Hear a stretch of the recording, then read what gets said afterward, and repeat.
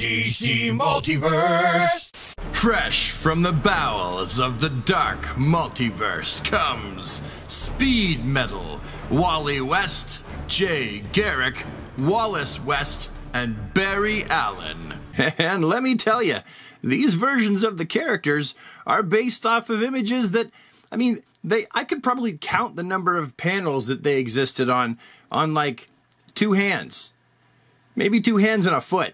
1, 2, 3, 4, 5, 6, 7, 8, 9, 10, 11, 12, 13, 14, 15, 16, 17, 18. Okay, there's more than 15, but the point is they only looked like this for one small portion of a single issue one-shot called Dark Knight's Death Metal Speed Metal. Well, except for Wally. He did look like this. He was blue. That's because he was kind of like Mr. Speed Force Manhattan. But the other 3, Garrick, Wallace West, and Barry Allan, they only looked like that because they were changed into looking like this against their will while being chased by a whole bunch of dark flashes and like the ultimate dark evil Batman who laughs. Now, it really was only about 3 weeks ago that I did a news video on these 4 figures. My dog is totally here licking me. What do you want, baby? Now, each one of these figures comes... Oh, goodness. What would you like? I'm recording, and you've already had din-dins. Now, each one of these figures comes with a piece for the collectible Darkest Night. Wally comes with piece 1, Jay with piece 2, Wallace with the 3rd part, and Barry following up the rear with the 4th.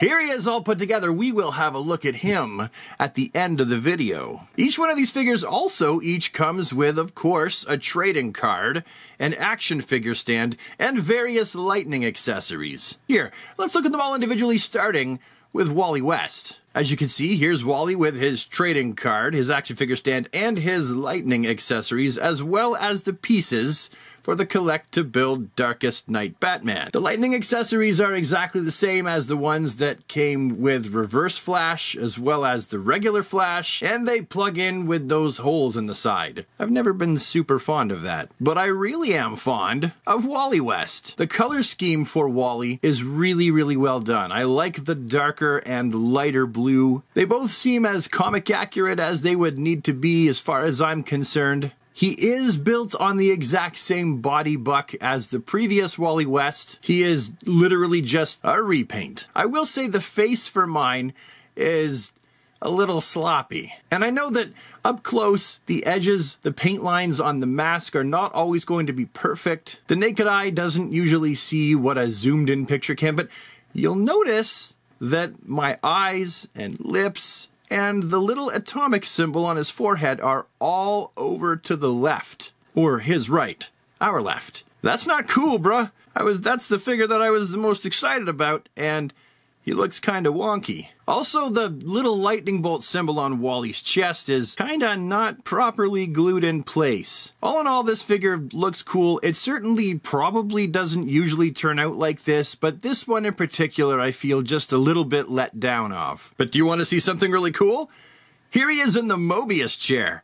That's right, if you have a signature collection Metron, you've got a Mobius chair and you can stick Wally right in there, and I think he looks pretty awesome. I kinda actually sorta really wish that he had a came with a chair. That chair was kinda sort of important to the storyline. And then foregoing the articulation because, let's face it, we've seen it with this body buck a million times before, we're going to move on to Garrick, who comes with, of course, a figure stand, some lightning accessories, and a trading card, as well as the head to the collectible Darkest Night Batman. He's fairly accurate to the original source material, definitely missing some red up on the shoulders of his jacket there, but honestly, not a super terrible attempt at creating this character in figure form. This guy would have had an absolute ton of newly sculpted pieces just to make him come to life, so kudos to Todd for actually investing the money in a pretty much brand new figure. Garrick's face actually is really good. I hope that they stick with this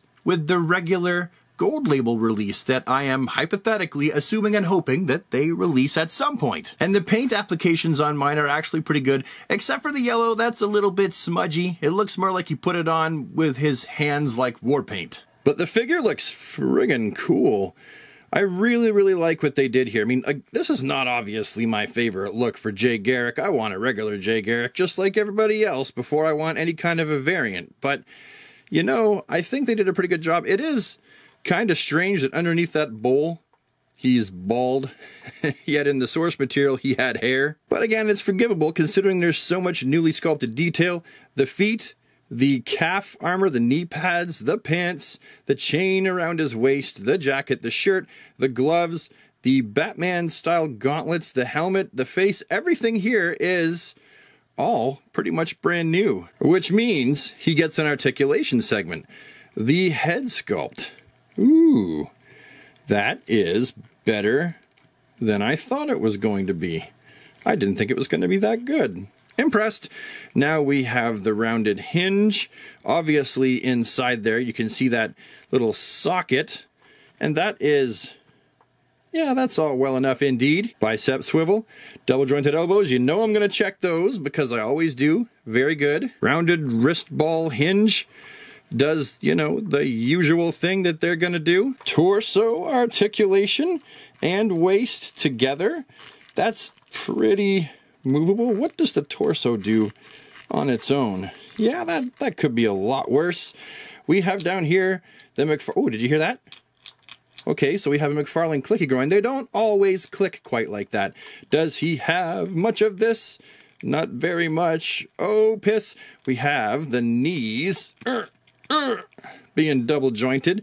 The spikes, the scallops kind of get in the way a little bit. Not that I'm concerned about that. Big rounded hinge, pivot, and toe. Ta-da!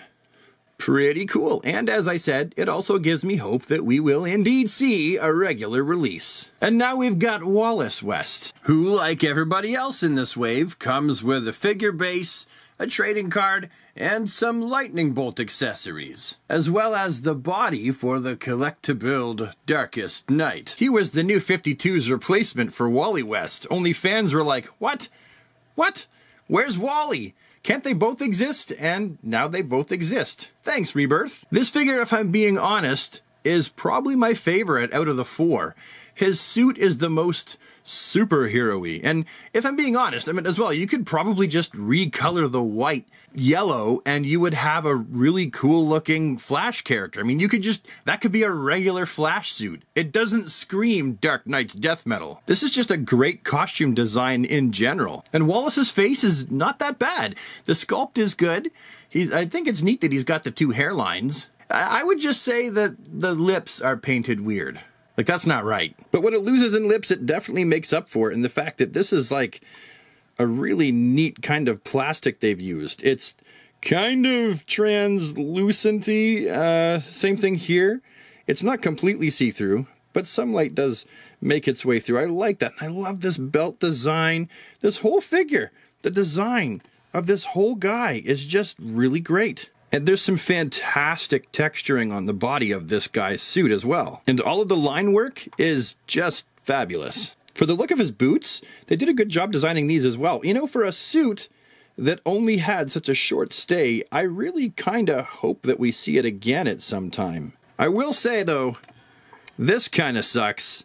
Yep, that's gray. Why didn't they just use white plastic to make these pegs? I'm curious to see how articulated he is, though. Ooh, not bad. Down, okay. And it can bibble bobble all around. All right, that's okay.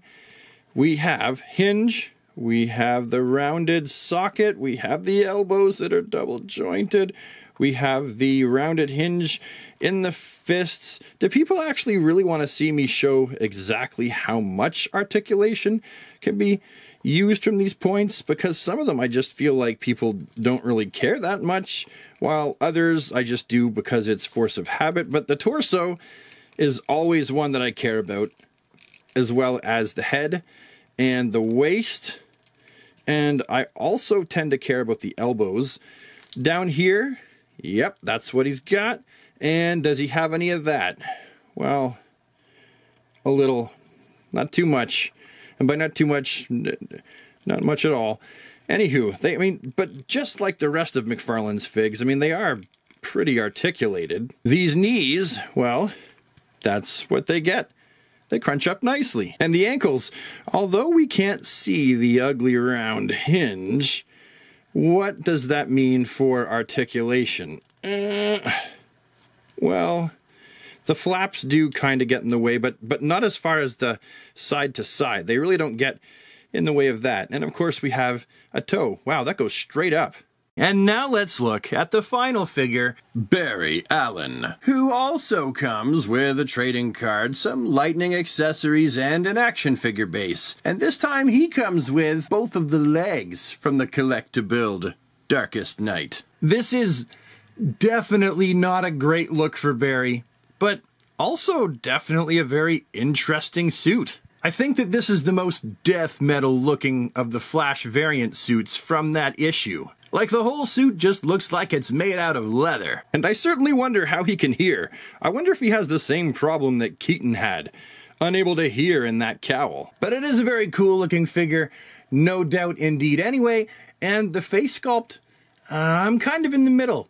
I don't think it's the worst thing to happen to action figures, but I'm not entirely sure this screams Barry Allan to me either. I suppose it's painted okay for the most part. I mean, there are places that I'm definitely going to want to touch up later, and that also includes the lightning bolt on his chest, but thankfully not the ones on his arms. I really like this design. I like these lightning bolts that go down both of Barry's arms.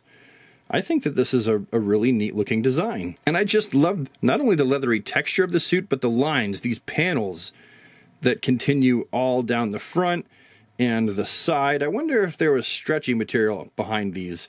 You got the knee pads, there's the boots, and just a quick peek at his back. Look at all of the texture there, and it goes up his back, and yet right here it's different. I say it every time. Todd's texture game is on point. I love the fact these figures aren't just all one simple matte texture. Here he is standing next to the previous Barry Allan figure. Definitely some scale differences there, as well as Reverse Flash, same body, so the same scale differences, and also Godspeed. Still a fantastic looking figure. Love that one. So at this point, the question then is, how articulated is Barry? Wow.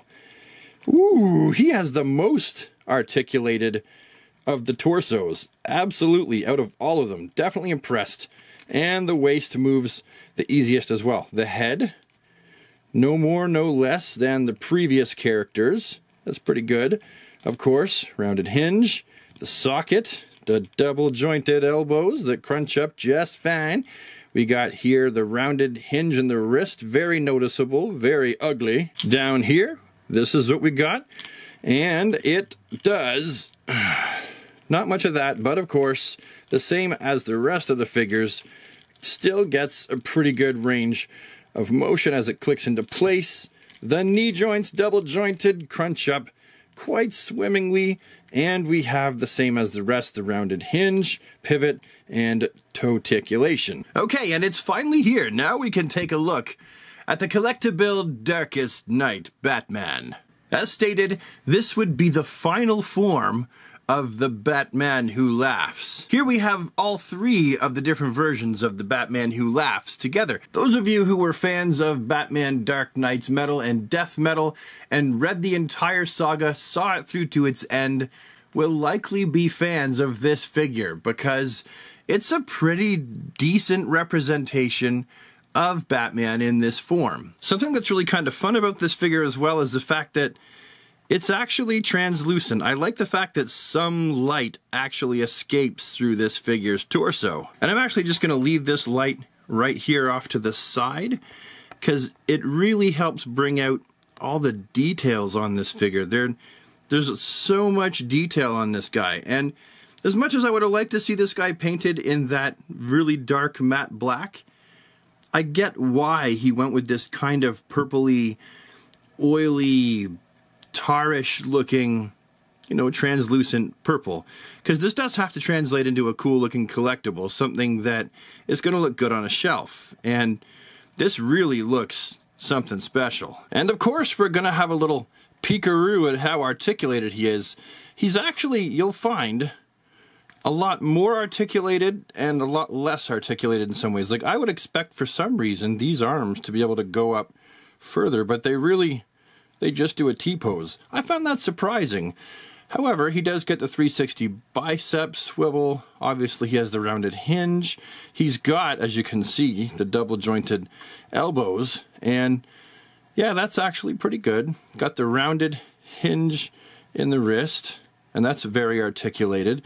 The torso clearly has some articulation there. Now, this is a Batman that probably suffers from some pretty bad back pain because he can't stand up straight. He's always kind of hunchy, but he can go over quite a bit and has that really kind of creepy look, especially when you crane the head forward on that ball joint.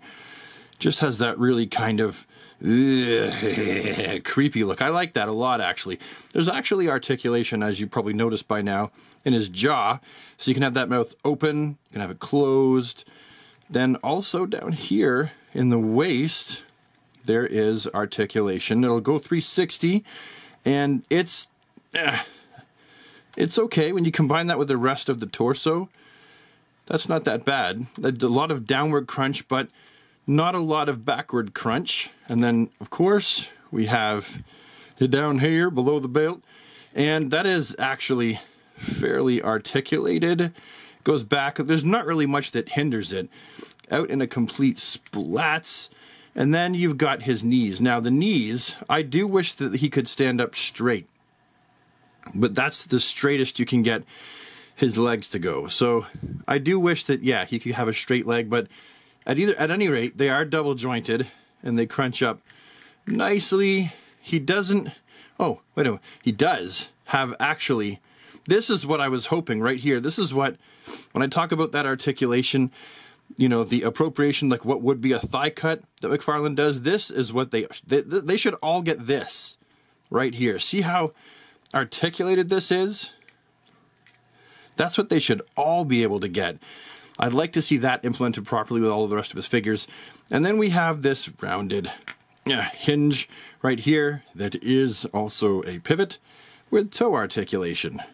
So now what do I think about the Speed Metal Collect-to-Build Darkest Night wave of DC figures from McFarlane Toys? Well, Wally West, even though he is my favorite character out of the 4 in the storyline, turned out to be my least favorite figure. I just felt like the other 3 figures were stronger offerings in this wave. I know a lot of people are not super stoked about having more figures based off of Dark Knight's metal / death metal, and I'm in that crowd where I kinda hope that eventually he decides to drop the whole thing and move on to something else. But I really did enjoy the entire storyline, so as long as he keeps putting out figures based on metal and death metal, I'll probably keep buying them.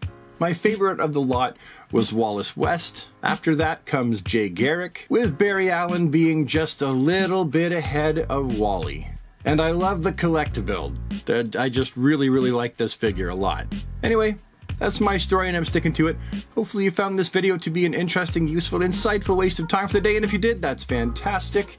I will see you with the next one. Have a DC day, everybody. And as always, take care.